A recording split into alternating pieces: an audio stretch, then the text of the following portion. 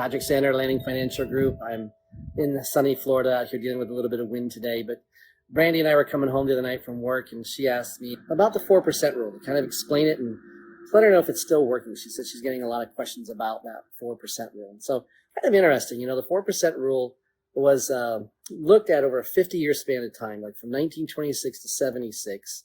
And the goal was that if you had a lump sum of money, that you could turn around and take 4% of that money out each year to live on. And, you would not go through and basically touch the principal was the concept.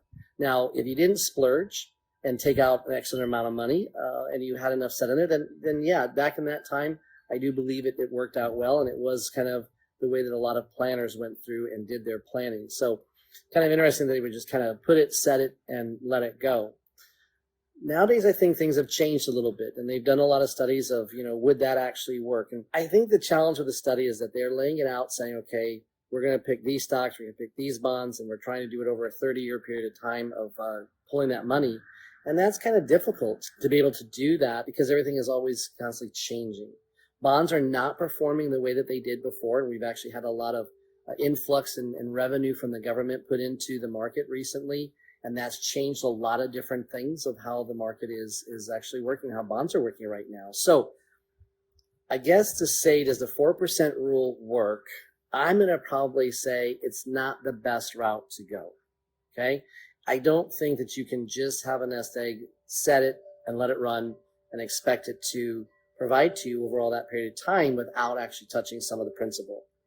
So instead, let me explain to you a little bit about what we do and what I think is important of having an actual plan and or a planner looking at this on a yearly basis, which we actually look at it even more frequently than yearly with a lot of our clients. But that is if you have a really good budget put in place and you have an idea of what is going out of your household on a regular basis, and then we take a look at the income coming in, right? And do we have a shortfall? Because that's what we're talking about with the 4% rule, is having that shortfall. So I think it's probably more important to actually take and set cash aside and actually have cash reserves sitting to cover like 18 months or 24 months of time, and then be able to have the difference into the market and have it working for you. The other thing that we go through and do before we even look at the market is we try to go through and see, is there a way to have fixed income? So you have your Social Security, you might have pension, maybe you've got money coming from other rental properties, although they can be kind of iffy because what if you don't have a renter? Or what if you have to go through and do some refurbishing?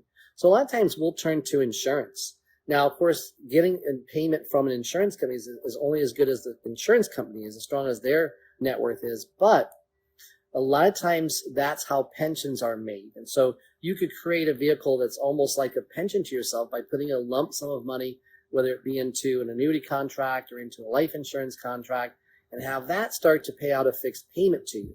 Sometimes those payments will go for life. Sometimes they'll go for a period of time.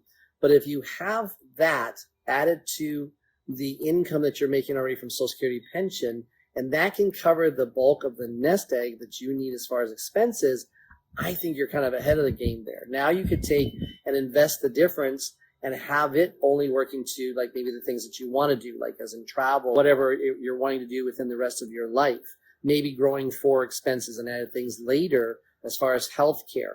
But that would give you a window of time for that money to then grow within the market. So that's where we say that for our folks who we can set up and have kind of that income coming into them between the Social Security pensions and those, then we take and leave 18 to 24 months of cash so that they can utilize that to travel and do the things that they want to do. That gives us time then to work within the market. And we don't necessarily have to be as aggressive. I do believe that you need to have a decent structure between stocks and bonds, and so that as market starts to move down, the bonds are going to be kind of that stop mark, so that it helps on that side of it. But also having the stocks so that it'll go through and maybe gain some decent growth when we have upward swings. We go through then and have the dividends instead of repurchasing, taking and pulling off into cash. And so those dividends coming into the account as cash helps to build that cash account, and then we just review it. And as we review it, let's say every 6 months, if there's excess cash, we maybe take that and put it back into the market. If it's a little bit lower, we'll see if we can pull some excess out of the market and constantly keep that 18 to 24 month account kind of at a stable level, knowing kind of what the client is wanting to do as far as travel and added expenses. And if the market happens to go south, because it has in the past, and when it goes down for maybe a year, 2 years, or even 3 years at a time, and we start to spend through that 18 or 24 months worth of cash, it starts to give them the opportunity to decide what they want to cut out and maybe not do over that period of time until the market can rebound and come back and we can build that cash back up. So does the 4% rule work to where it's just going to go through and, hey, set it, turn it on, walk away, don't look at it again? I don't think so. I think we're in a different era that we really need to review and we really need to plan and we need to stay on top of this all together. And the main thing that's going to do that is really creating that solid budget, knowing how much is going out, knowing what's coming in, and then adding to the budget the things that you'd like to do in the future. So a lot of times if people want to do big trips or they're going to pay for weddings or they want to do a different house, we have them start to budget that in now so we can start to figure out how we're going to be able to do that and when we're going to be able to get there and if the numbers actually are going to work. All right. If this is something that you'd like to go through and look at and you'd like more information on it, you can always call us at 561-229-0009, or you can go to planwithlanding.com. You can register on there for appointments. There's lots of great information. You can start to follow us and be able to learn more information. Brandi always comes up with these great questions. I love taking the time and answering them. So, hey, if you have any questions, you can always ask her. You can shoot them to me, and we'll try to answer those questions on the next video. Until then, be safe, and we'll talk soon.